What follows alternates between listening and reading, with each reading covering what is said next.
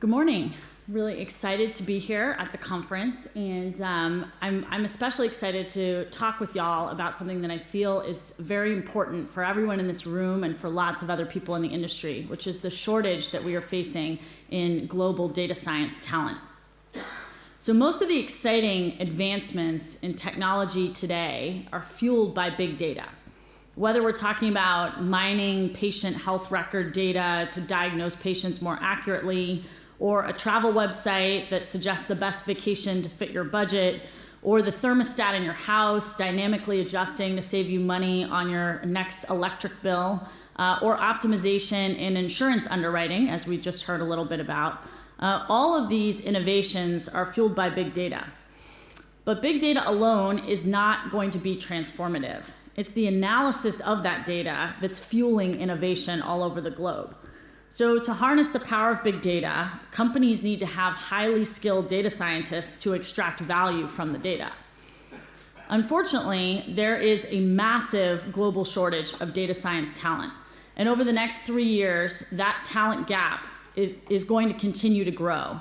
And demand for data scientists will exceed supply by more than 50% by 2018. By more than 50%, demand will exceed supply. So as both a data science practitioner by training and as a professor as well, I see some clear concrete steps that we need to take now as both academics and practitioners in order to prepare the workforce and try to close that gap. So first, let's take a look at the kinds of skills that we need to be successful in the era of big data. Big data is becoming really, really big. Today, for a sort of standard analytics problem at a typical company, gone are the days where you could load the data in a spreadsheet and do most of the interesting math in Excel. Instead, today, most companies, as y'all know, have entire teams dedicated to the capturing and storage and processing of data at scale, and teams dedicated to taking all of that data, often petabytes of data, and making it accessible for analysts as well as data scientists.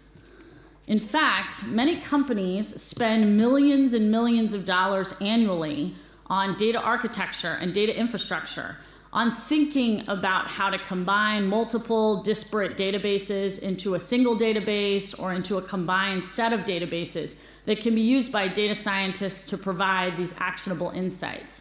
So millions of dollars and tens of thousands of people are going into thinking about simply how to capture and prepare data for data scientists.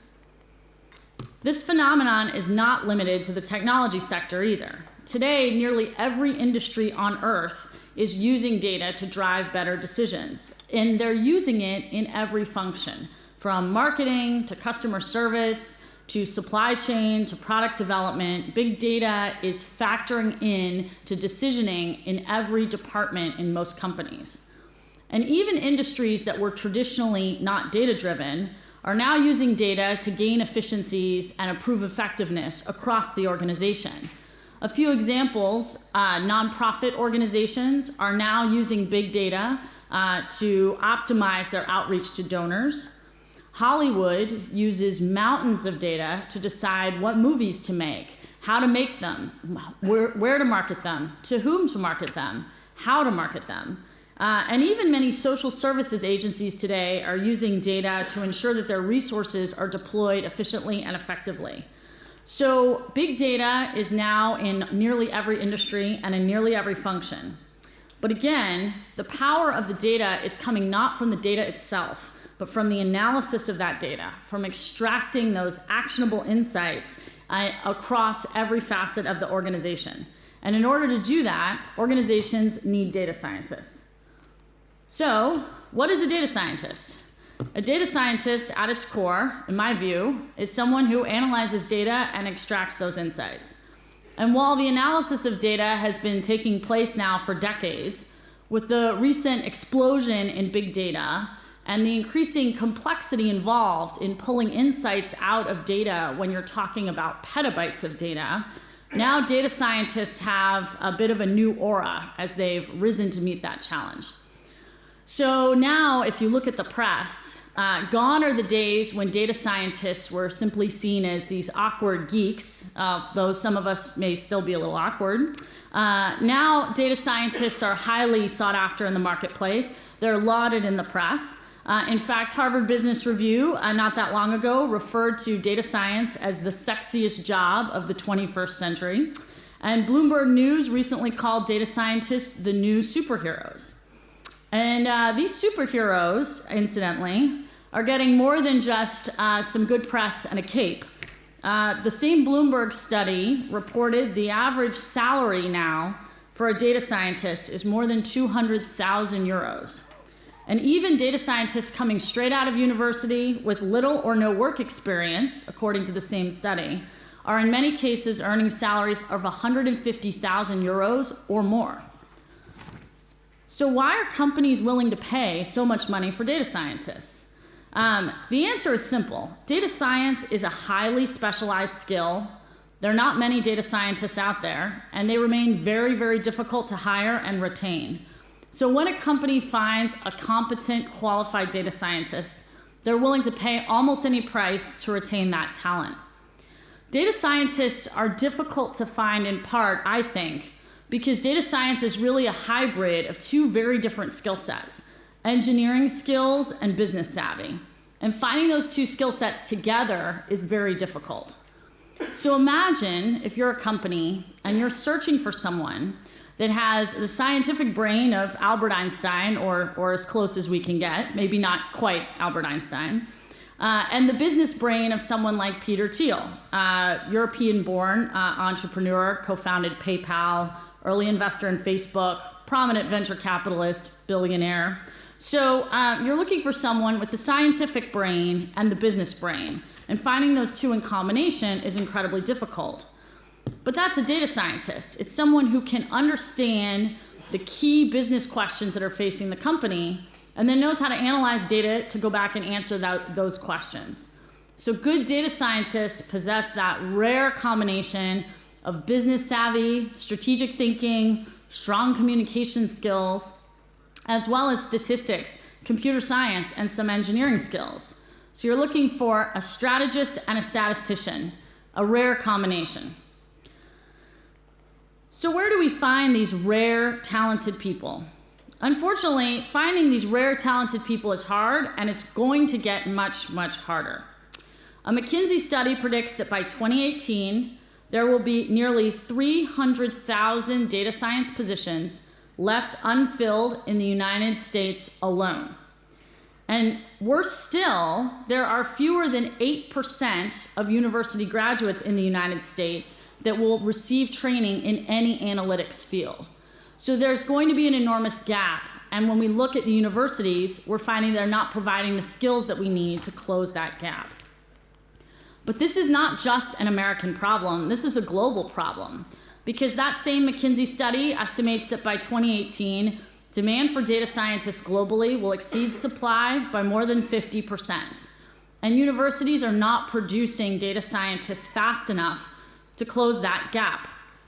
In China and India, for example, as you can see, just 1% of university graduates are receiving analytics training of any kind. In Japan, that number is just under 3%. Some of Poland and Romania's universities have programs focused around analytics, but the size of these programs is just not going to be large enough to close the gap. So, to take a closer look, we actually conducted a study of the top 100 global universities according to US News and World Report. Of the 100 universities in this list, we found that less than 1/3, just 29 universities, offered data science degree programs.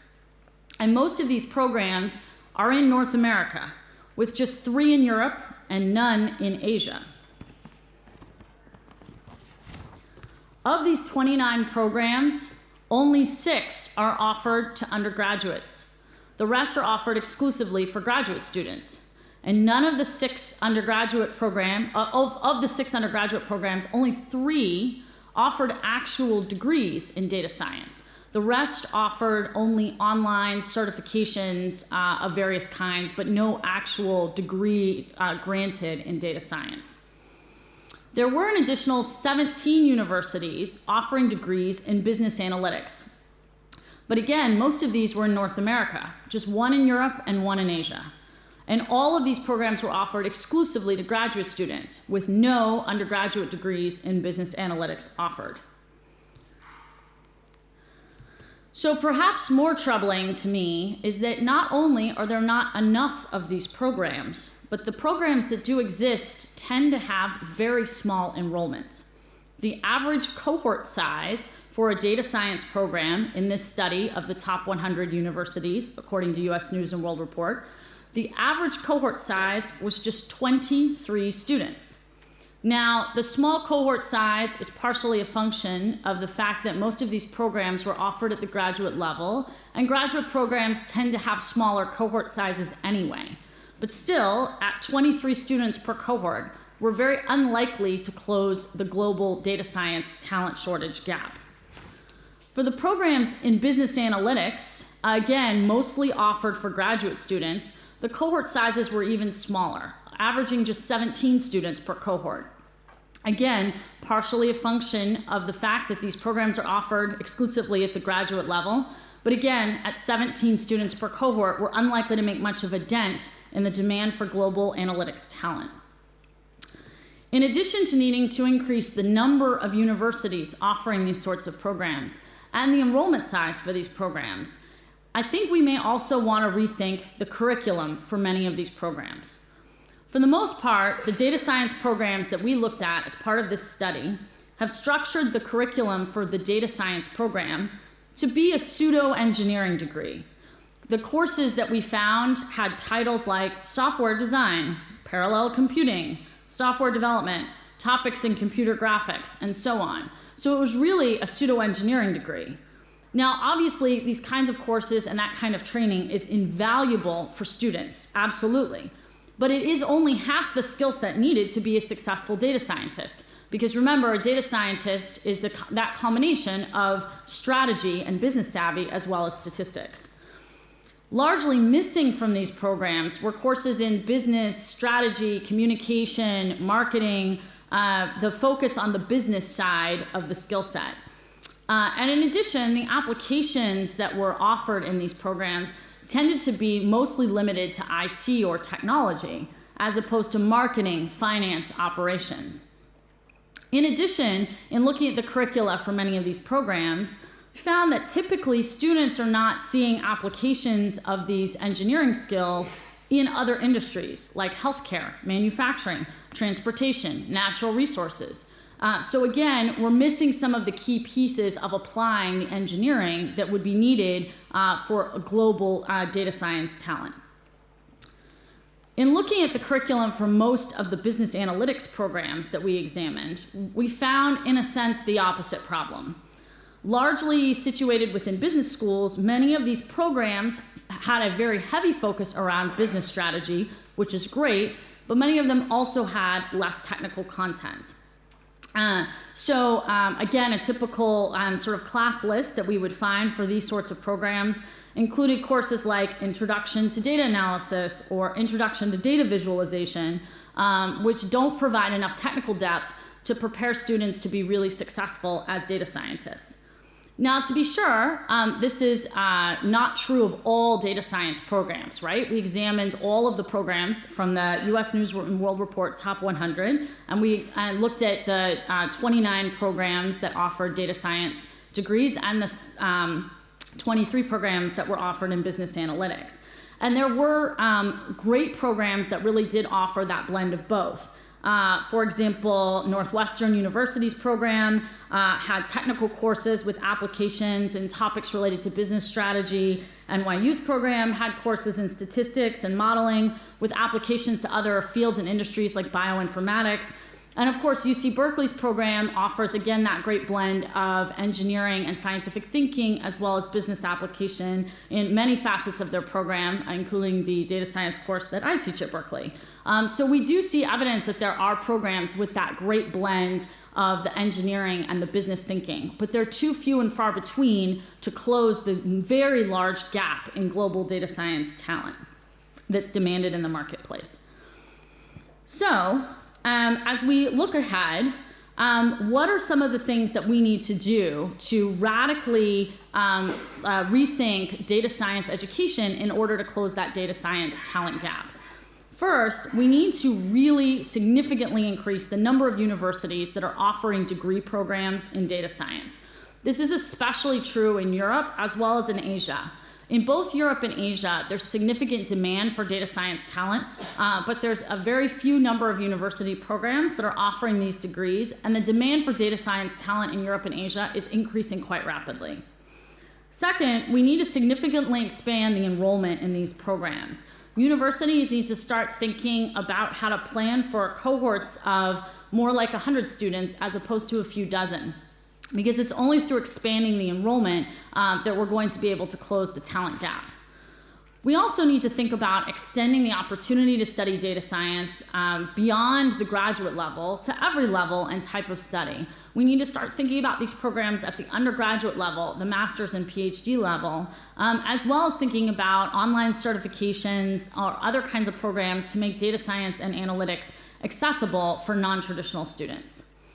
We also want to think about potentially re-examining the curriculum for many of these programs, ensuring that there's a focus and a balance of both engineering and business skills, not merely one or the other. We want to train the next generation of data scientists to have both the scientific Albert Einstein thinking and the business Peter Thiel thinking. And finally, I think we should consider encouraging the pursuit of data science from a young age, perhaps as early as middle school or high school, and really encourage a diverse cross-section of young people to pursue data and analytics.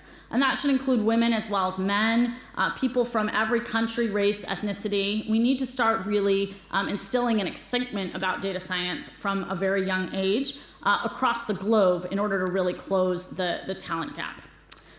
So thank you very much. Happy to take a few questions if we have time.